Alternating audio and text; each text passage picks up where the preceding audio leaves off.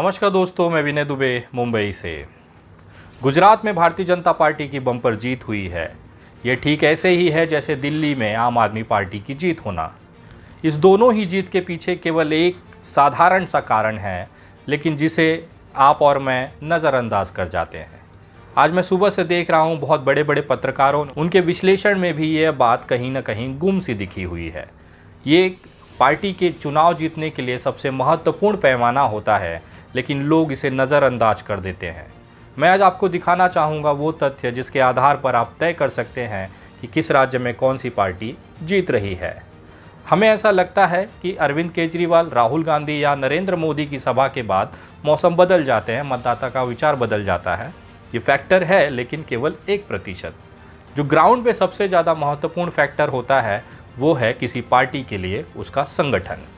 मैं ये बातें आज आपको इसलिए कह रहा हूँ क्योंकि बहुत से चुनाव को मैंने बहुत करीब से देखा है, और ये जो एक पैरामीटर है, एक जो पैमाना है, वो लगभग पार्टियाँ नज़रअंदाज कर जाती हैं। मैं आज बात करके आपको समझाना चाहूँगा, कुछ तथ्य आपको दिखाना चाहूँगा, जिससे आपको समझ में आ जाएगा कि भारतीय जनता पार्टी लगभग हर चुनाव कैसे जीत लेती है।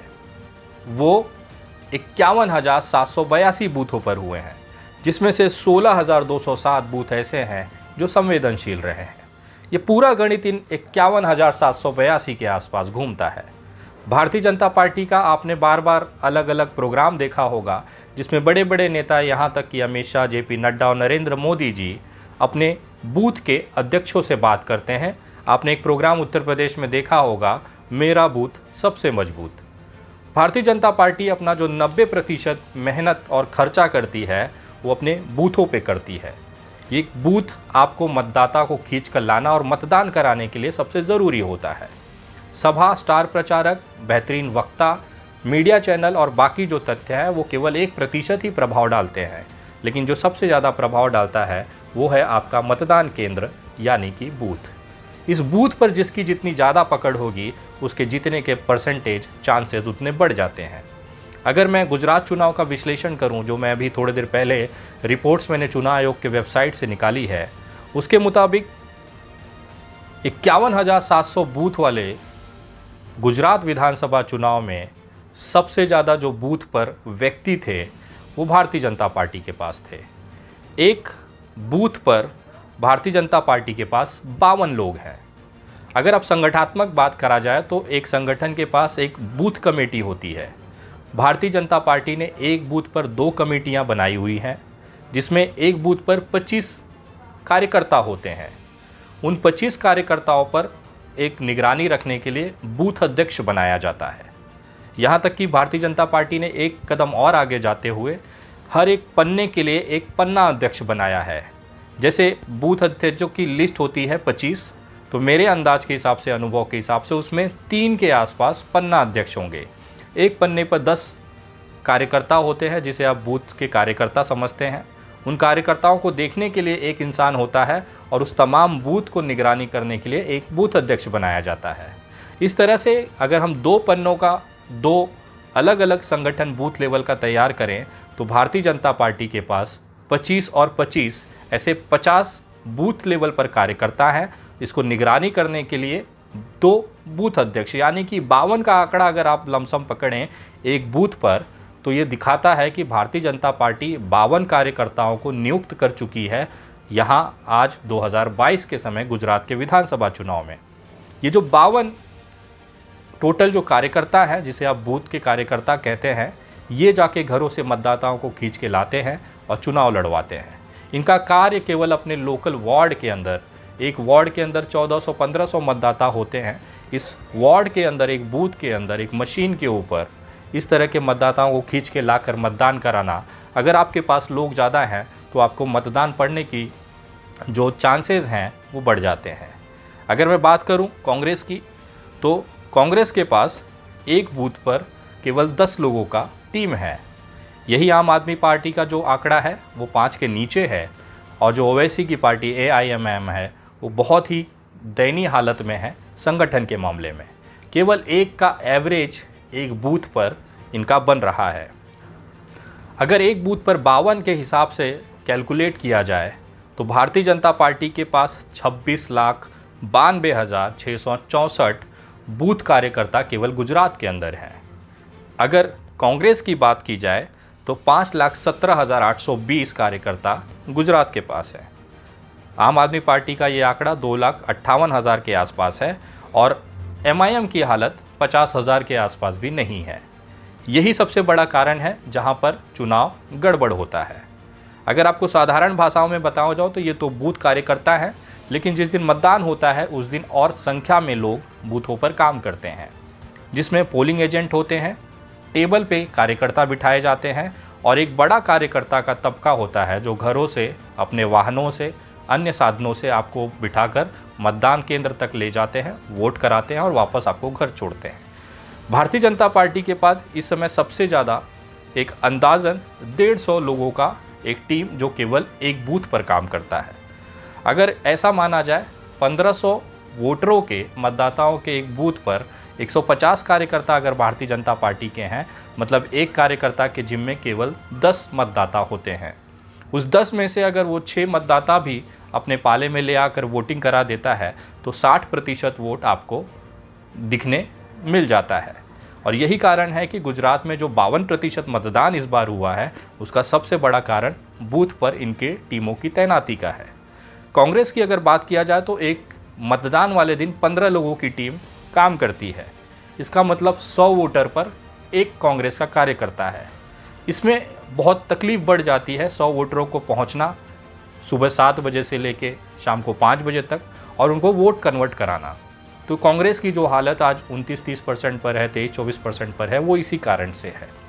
उसके बाद आम आदमी पार्टी का हालत और भी बुरा है। जिस तरह से मीडिया चैनल और सोशल मीडिया पर यह चुनाव लड़ा गया, वास्तविकता में एक बूथ पर 5 लोगों की भी टीम आम आदमी के पास नहीं थी। 5 लोगों का मतलब होता है 1500 वाले मतदाता क्षेत्र में 300 मतदाता पे एक आम आदमी पार्टी का कार्यकर्ता। 300 लोगों को आपको एक कार्यकर्ता संभाल रहा है। ये रेशो जो है बहुत ही दयनीय हालत की है। उसके बाद एमआईएम का हालत तो ये है कि 1500 बूथ पर 1 या 2 कार्यकर्ता उनके कार्यरत रहते हैं, जो 700 के आसपास का एवरेज आप पकड़िए कि एक इंसान के जिम्मे 700 मतदाता होते हैं। वो आपको वोट कन्वर्ट कराना और बूथ को मैनेज करना, ये दोनों चीज़ें संभालता है। तो ये कारण है बूथ लेवल के कि जहाँ पर वोटिंग खिंचवा कर डलवाना सबसे बड़ा कार्य होता है। और इसमें अगर आप देखेंगे तो भारतीय जनता पार्टी गुजरात में सबसे ज़्यादा आगे है। अगर एमसीडी दिल्ली की बात की जाए तो ये मामला उल्टा पड़ जाता है। वहाँ पर हर एक बूथ पर करीबन 150 से 200 का एवरेज आम आदमी पार्टी के बूथ कार्यकर्ताओं का है। शायद यही कारण है कि दिल्ली में अरविंद केजरीवाल को हराना लगभग नामुमकिन सा हो जाता है, क्योंकि उनके बूथ की जो शक्ति है वो उनके कार्यकर्ताओं के पास होती है। वो घरों से आपको मतदाताओं को निकालते हैं और मतदान कराते हैं। ये जिसके पास ये संख्या ज़्यादा होगा वो वहाँ का राजा होगा। एक बहुत ही साधारण सा टेक्निक है जिसे लगभग हर पार्टियाँ जानती है लेकिन नज़रअंदाज कर देती हैं। दूसरा जो सबसे बड़ा फैक्टर ये था कि आपको चुनाव में किस लेवल पर लड़ रहे हैं। नॉर्मली कुछ लोग होते हैं जो केवल चुनाव लड़ने के लिए लड़ते हैं, लेकिन एक तबका ऐसा होता है जो चुनाव जीतने के लिए लड़ता है। उसके लिए आपको मेहनत करता हुआ दिखेगा। कांग्रेस पार्टी के जिस तरह से जो केंद्रीय नेतृत्व है, सबसे ऊपर का नेतृत्व है, वो निष्क्रिय दिखा, संवेदनशील दिखा। न सोनिया गांधी, न राहुल गांधी, न कोई बड़ा नेता गुजरात की तरफ रुख किया। उनका पूरा ध्यान अपने भारत जोड़ो यात्रा पे था। इससे जनता को एक मैसेज गया कि कांग्रेस जो है वो पहले ही मैदान छोड़ चुकी है। बाकी जो उनके जो नेता थे वो चाहे कितना भी मेहनत कर लेते, वहाँ पर उनकी मेहनत बेकार हो जाती है जब सेनापति ही मैदान में नहीं उतरता है। आम आदमी पार्टी की तरफ से केवल एक इंसान लगातार मेहनत कर रहा था, अरविंद केजरीवाल, जिसको देखने के बाद इनके जो वोट परसेंटेज जो बड़े हैं, इसका केवल एक फ़ायदा है। भले ही आम आदमी पार्टी गुजरात चुनाव में कुछ बेहतर नहीं कर पाई है, लेकिन उनको वोट परसेंटेज के हिसाब से अब एक राष्ट्रीय पार्टी का दर्जा मिल जाएगा, जो इस देश में केवल 6 हैं। 7वीं जो पार्टी बनेगी वो आम आदमी पार्टी एक राष्ट्रीय पार्टी के तौर पर नामांकित हो सकती है। कांग्रेस की दयनीय हालत, आम आदमी पार्टी की मेहनत, कहीं ना कहीं ये जो आपस में वोटों का बंटवारा हुआ है, क्योंकि 2017 का अगर विधानसभा चुनाव देखा जाए तो कांग्रेस के पास 40% का वोट शेयर था, लेकिन अब ये वोट शेयर 2 पार्टियों में बढ़ चुका है, आम आदमी पार्टी और कांग्रेस। कांग्रेस की निष्क्रियता और असंवेदनशीलता की जो कारण है उसका फ़ायदा आम आदमी पार्टी को वोट कन्वर्शन में मिला है। लेकिन इन दोनों की लड़ाई में भारतीय जनता पार्टी का वोट शेयर बढ़ चुका है, क्योंकि गुजरात में भारतीय जनता पार्टी के कार्यकर्ताओं ने लोगों को ये महसूस कराया कि कांग्रेस भी नहीं जीत रही है, आम आदमी पार्टी भी नहीं जीत रही है, तो जो जीत रही है उसे अपना वोट दीजिए, अपना वोट खराब मत कीजिए। नॉर्मली ये जो कहानी है हर विधानसभा क्षेत्रों में लागू होती है। दिल्ली के एमसीडी में भी यही हालात दिखाए गए कि दिल्ली के अंदर केवल आम आदमी पार्टी का ही कार्यकर्ता जगह जगह चप्पे चप्पे बनाए गए हैं, उनके बूथ्स हैं, उनके लोग एक्टिव हैं। यही कारण था कि दिल्ली में अरविंद केजरीवाल की शानदार जीत एमसीडी में हो पाई है। इसके अलावा जिस भी पार्टी के पास अपना बूथ लेवल का संगठन होगा उसी के लिए ये जीतना बहुत बड़ा आसान हो जाता है। आम आदमी पार्टी और ख़ास तौर पर एआईएमआईएम के लोगों को मैं कहना चाहता हूँ कि सोशल मीडिया पर लड़ाई लड़ने से बेहतर है अपने ज़मीनी स्तर पर बूथ लेवल पर कार्यकर्ताओं को खड़ा करना। भले ही आप किसी भी जात धर्म वैचारिक मुद्दे पर लड़ते हों, लेकिन जब तक आपके पास संगठन और मजबूत संगठन नहीं होगा तब तक आप कोई भी चुनाव न जीत पाएंगे न उसे ठीक से लड़ पाएंगे। आज से कुछ साल पहले कांग्रेस 125 साल पुरानी पार्टी लगातार 70 सालों तक सत्ता में इसीलिए काबिज रह पाई, लड़ पाई, बैठ पाई क्योंकि उनके पास एक मजबूत बूथ लेवल का संगठन था। धीरे धीरे ये जो बूथ लेवल का संगठन कांग्रेस का था वो शिफ्ट होकर अब भारतीय जनता पार्टी के पास है। और भारतीय जनता पार्टी के साथ एक बेनिफिट ये भी है कि इनके पास बहुत सारे ऐसे अलग संगठन हैं। भारतीय जनता पार्टी की अपनी खुद की टीम है, इसके अलावा आरएसएस, वीएचपी, विश्व हिंदू परिषद, बजरंग दल और अन्य ऐसे छोटे संगठन हैं जो चुनाव के समय में भारतीय जनता पार्टी को सपोर्ट करके मतदाताओं को वोटिंग के टाइम कन्वर्ट करते हैं। तो ये कुछ तथ्य है जिसे लगभग हर यूट्यूबर, हर पत्रकार ने अवॉइड करना चाहा, लेकिन असली जीत का कारण लगभग यही पैमाना होता है। जिन्होंने भी चुनाव को बहुत करीब से देखा है वो मेरी बातों से सहमत हो सकते हैं। खास तौर पर ओवैसी जी के लिए मैं एक संदेश करना चाहूँगा, बोलना चाहूँगा उनके कार्यकर्ताओं को कि सोशल मीडिया पर एक दूसरे को आरोपित करके, गाली गलौज करके सोशल मीडिया पर अपनी ताकत दिखाने से बेहतर है कि ज़मीनी स्तर पर आप अपना संगठन मजबूत करिए। भले इसके लिए अगला 10 साल जाएगा, लेकिन एक दौर ऐसा आएगा जब एमआईएम को भी लोग गंभीरता से लेकर चुनाव में उन्हें सीटें जिताएंगे। जिस हालत में आज से 10 साल पहले आम आदमी पार्टी थी, आज उसी हालत में एआईएमआईएम है। हो सकता है जिस तरह से आज 3 राज्यों में अपना एक बड़ा वोट शेयर लेके आम आदमी पार्टी उभरी है, एक समय में भी एमआईएम के कार्यकर्ताओं की मेहनत की वजह से एमआईएम भी देश में एक राष्ट्रीय पार्टी तक पहुंच सकती है। लेकिन उसके लिए ज़मीनी स्तर पर आपको मेहनत करने की ज़रूरत है। ओवैसी साहब, बाकी जो इनके स्टार प्रचारक हैं, वो कब तक आप लोगों को मंचों पर एक खूबसूरत भावनात्मक बातें कर रुझाते होंगे, लेकिन वो बातें केवल उस स्टेज, उस मैदान तक रह जाती है, वोट में कन्वर्ट नहीं हो पाती। और वोट में न कन्वर्ट होने का सबसे बड़ा कारण है कि एमआईएम के पास आज के तारीख में कोई भी कार्यकर्ता बेस नहीं है।